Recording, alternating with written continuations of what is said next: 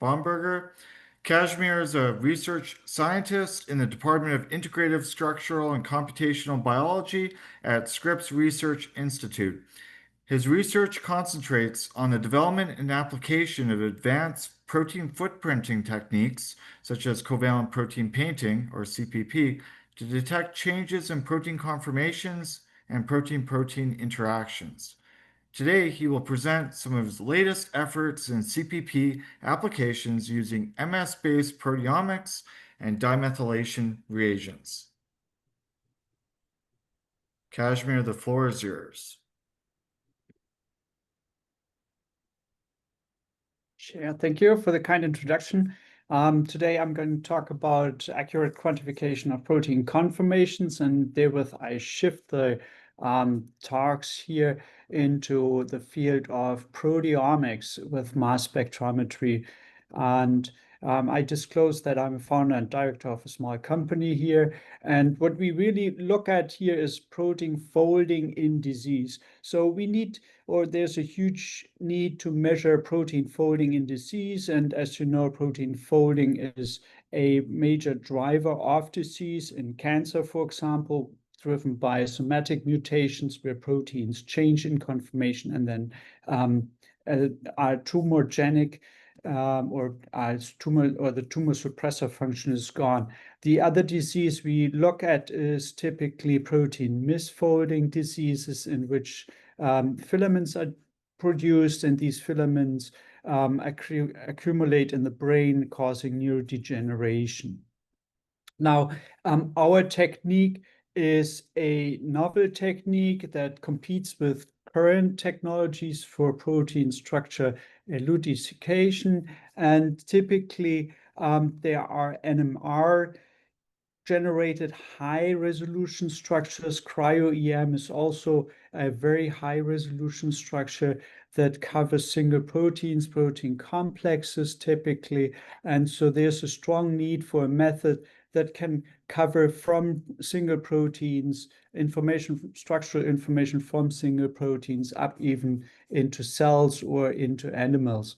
And as you can see, we have competing chemical structural methods like, for example, oxidation of methionine, or protein painting, which is a non-covalent structural method to infer protein structures. And so in this complex range here with different methodologies, we looked for a chemical protein footprinting technology that would give us access to protein structures or information on protein structure from single proteins up to animals. And what I'm going to present today is an overview of our use of chemical protein footprinting from a single protein up to whole animals. And to give you more insight into how the technology works, we use a chemical modification of lysine sites. The lysine sites get dimethylated as soon as they are accessible at the surface of the proteins. And these dimethyl labels are covalently attached, so they stay throughout the diagnostic process. And what we do here is, or what happens in case the protein is in a protein complex, certain lysine sites are not accessible for the immediate modification with the dimethyl group. The proteins are digested with a protease that is insensitive to lysine, and then the next step is to convert chemically the newly exposed lysine sites that were initially inaccessible with a second dimethylation step. And in this dimethylation step, we use isotope labeling specifically in order to differentiate the newly accessible or initially inaccessible lysine sites from the lysine sites that were accessible in the cells. The peptides are subjected to standard chromatographic separation. It's a reversed phase separation, then measured in the Orbitrap fusion, for example, in order for identification and then for quantification of the ratios of accessible to inaccessible lysine sites. And the nice advantage of this technology is it can be driven across the whole proteome. And first, I'll start out with a single protein. And what we looked at is actually glyceraldehyde 3-phosphate dehydrogenase, which forms a tetramer, as shown here in the upper right. And it's a homotetramer, and focusing into one of the dimers, you can see that lysine site 309 is at the interface between the two GAPDH molecules, and therefore it's not accessible to the surface or to the solvent. The solvent accessibility here is shown as these blue spheres around the lysine sites in the protein. And in this dimer, these two lysine sites are not accessible. Now, as I said, we modify first with Cambridge isotope reagents formaldehyde and cyanoborohydride to label all the accessible lysine sites on the solvent that are solvent accessible and that are on the surface of the protein. And once we denature the protein, we introduce a second label. Here it's heavy labeled with also Cambridge isotope reagents. And this second label here, essentially, yes, it does label these lysine sites that are inaccessible as heavy, preferentially heavy, as you can see here. And if we denature the protein, heat denature it, you find that this lysine site 309 gets accessible, indicating that we indeed measure a structural change in the protein or structural conformations of the protein. We use this technique to deconvolute protein conformations, and this is recent work with the Alzheimer's Disease Research Center at the University of California, San Diego, in which we take brain samples, post-mortem brain samples, and we look at proteins that are misfolded in the meninges or in the parenchyma of the brain, with our aim to differentiate between different plaques and tangles in Alzheimer's disease patients. In this case, samples are collected and then ex vivo labeled with the light mix. Here we introduce deuterium, one deuterium site specifically into the dimethyl or into the methyl group to differentiate it from standard natural dimethylation that can also occur on sites. In this example, we look at amyloid beta. Amyloid beta peptide contains two lysine sites, and so we can differentiate with integrating the information, the fold of the two lysine sites, depending on where the lysine sites are modified initially. We can differentiate in total 4 different conformations. And that's pretty exciting work. We go through here, for example, in one case, for one conformation, the initial lysine site 1 or case 16 is modified. Then we cleave the peptide to get a shorter peptide that runs better on the mass spectrometer. And then we do balance this out with the second dimethylation that indicates lysine site 2 was initially inaccessible. And the N-terminus gets also labeled, but that is kind of a side effect of the method for peptides, which we ignore during analysis. And we measure these peptides on we separate the peptides with an EvoSep1 on the C18 and measure it with an Orbitrap fusion. And the analysis then shows with the right fragment ions that are needed to differentiate between lysine site 1 and lysine site 2 being heavy or light labeled, that in this case, indeed, we are looking at the gray peptide fold or the peptide fold here in which lysine site 1 was accessible and lysine site 2 was inaccessible. And that gives us access not only over one lysine site being accessible, but 2, and thereby we can cover more and different protein conformations at once. Okay. We have driven this quite far. I said this is a proteomics approach, and so I've shown you two examples before at which in which one protein is measured, either at one lysine site or two lysine sites. We can drive this into measuring a whole proteome, and this is described here. In this case, we looked at 60 different cell lines, and these are 60 anti-cancer cell lines. They were labeled in situ, and we gathered a total of 275,000 peptide spectrum measurements across the proteome. And so in this case, we were able to quantify 1,000, almost 1,700 different peptides. And these peptides clustered into a total of 3,036 clusters and covered almost 3,000 proteins, or more than 3,000 proteins, with one or more lysine sites being quantified. And that is pretty exciting because now we can not only infer conformational information of one single protein, but we can look at the conformational information of a whole proteome or almost a complete proteome. And we can do this across 60 different cancer cell lines. And this large-scale study is highlighted here. Essentially, what you look at here is one protein being identified at 3 lysine sites, and the lysine sites are accessible or inaccessible, indicated by the red color for inaccessibility and by the blue color for accessible. And you get intermediate measurements where part of the lysine site is accessible and the other part is inaccessible, which we can pretty accurately quantify due to the different isotope ratios.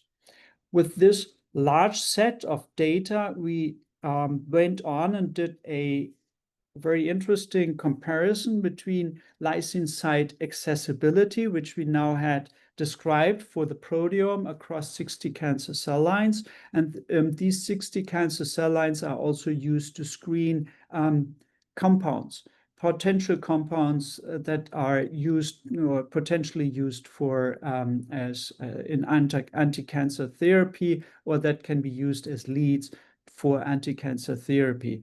And what you see here is actually a cross-correlation between the 50,000 compounds that were screened at NCI at Frederick with their toxic dose, or with their toxic dose response in relation or correlation to our lysine site accessibility.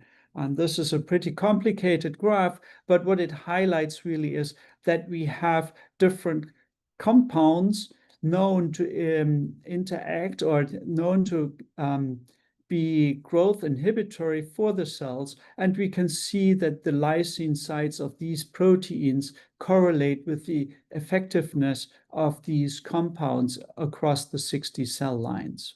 What is highlighted is proteostasis. So we see changes in proteins that are associated with proteostasis or with chromatin maintenance. And we see specific lysine sites that are directly correlating in their change in accessibility across the 60 cell lines with, for example, the effect of the growth inhibition of the compounds. So in other words, we can correlate protein sites that predict the efficacy of the compounds, and that opens up a completely new aspect to look at a proteome, cancer proteome, and to describe the potential effect of potential drugs on the cancer proteome. We have further driven this technology to look into in vivo tissues, and this is a invasive technique where a mice gets sedated to the point where it is under ketamine, high dose of under ketamine, and therefore almost euthanized. And at that point, we perform a surgery to exchange the blood to our labeling buffers, and these labeling buffers are introduced into the mouse through the heart and through the cardiovascular system, and thereby they label the whole mouse with lysine at the lysine sites that are surface accessible. And this is a way to get access to in vivo surface accessibilities in different tissues that we then, after digestion, analyze for the ratio of heavy to light labels and therefore for the surface accessibility. As you can see here, they get then labeled heavy after protein digestion and extraction. And the proteome is very complex here, so it is fractionated over strong cation exchange. Peptides are fractionated before injection into, this time was an it is a timsTOF Pro instrument. In this study, we looked at an Alzheimer's disease model mice, in which the mice overproduce the amyloid beta peptide in high amounts. So the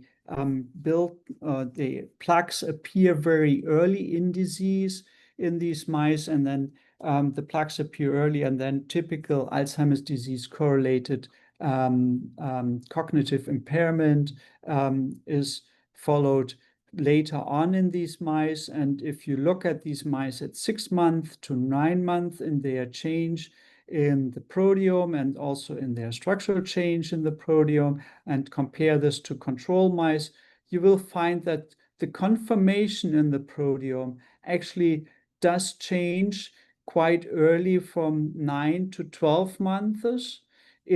So we see here how the proteome changes in conformation, but not necessarily in the abundance of the proteins, because conformational measurements with CPP are independent of the protein abundance.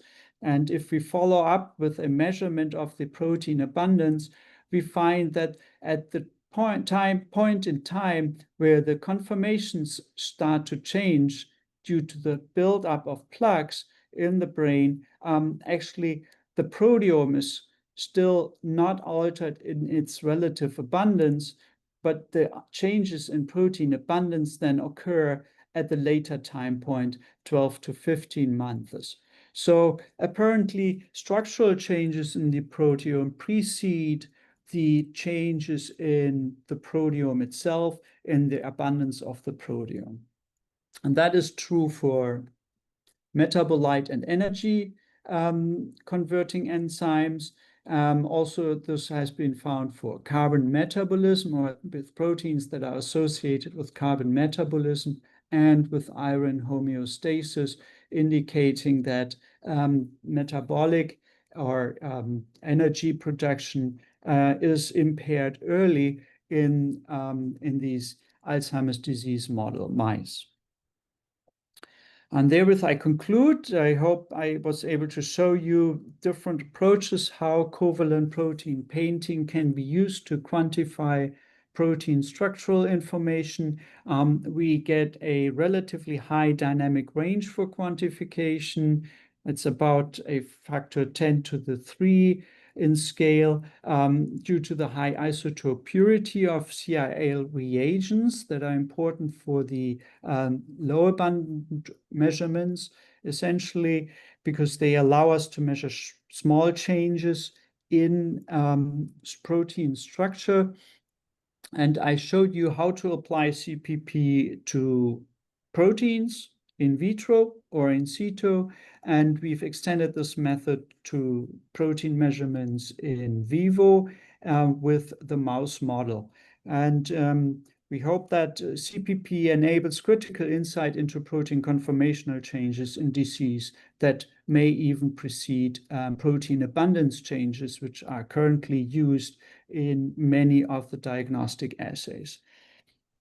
And therewith, I would like to acknowledge the team, which is run under the PI John Yates and Aram Sun performed the mouse experiments, the mouse perfusion protocol with CPP. Sandra Pankow and I established the technique of CPP. Jolene Dietrich helped us with mass spectrometry acquisitions, and Robin Park and Titus Young with the bioinformatics analysis. This research was funded by NIH, and we are happy to get this funding and the support by CIL with their excellent isotope labeling reagents. Thank you, Casimir, for that excellent talk on the world of structural proteomics using your powerful CPP approach. Very nice job. We have time for one, maybe two questions. It doesn't appear to be any from the audience, so I'll ask one. For those that are unfamiliar with reductive animation reactions and performing these, does the sequence and timing of the light and heavy reagents, does that matter in the Yeah. efficiency of these types of reactions? So we use the label in order to quantify relative accessibility. So the samples can be labeled light first using isotope light combinations. They can be labeled heavy using the isotope heavy combination of formaldehyde and cyanoborodiglyceride. It does not matter whether heavy is labeled first in the actual non-denatured sample, or whether light is labeled first. And it is of course important to balance then with the other label in order to get the ratio measurement done correctly. Thank you for that very thorough answer. That'll be instructive for those doing dimethyl labeling reactions, perhaps in the future, not just with proteins, but perhaps metabolites too.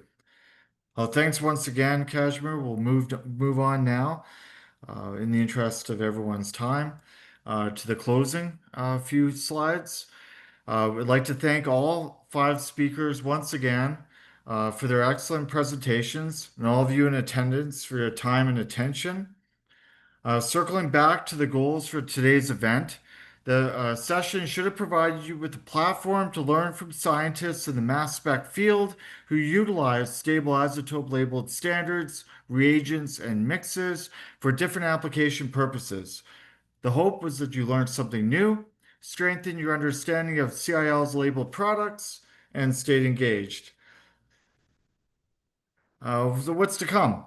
At the close of the Zoom session, you will be prompted to complete a short general survey. It would be appreciated if you could take a few minutes to complete that. You should also see in the coming weeks a follow-up email with links to today's talks, as well as other related information. The QR code here on the screen provides additional information to today's information and content, as well as those to come. We have two more events in this series of Isotope Days 2025, NMR and environmental based.